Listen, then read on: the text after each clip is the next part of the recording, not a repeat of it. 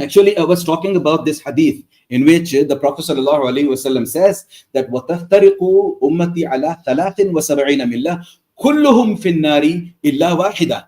When the Prophet ﷺ says كُلُّهُمْ فِي النَّارِ, all of these 72 sects are going to dwell in the hellfire except that one firqa, or except that one group. The companions asked the Prophet ﷺ, وَمَنْ هَذِهِ يَا رَسُولَ اللَّهِ?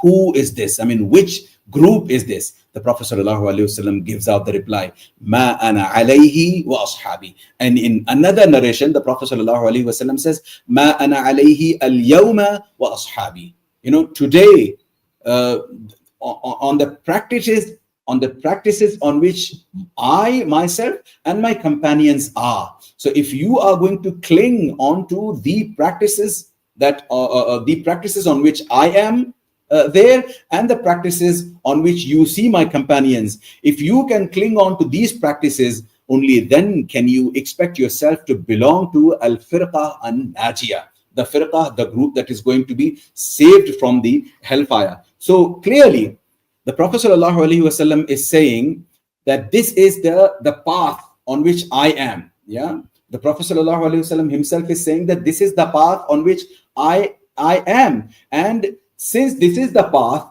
on which I am, this path is going to be called a sunnah.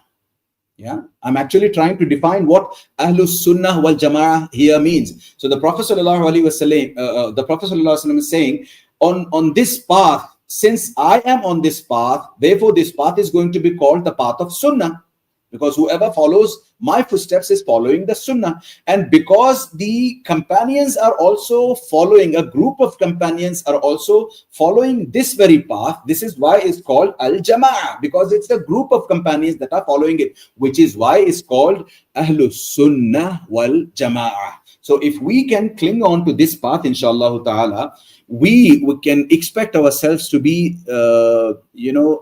safeguarded, bi'idhnillah. We can expect ourselves to be saved from the hellfire.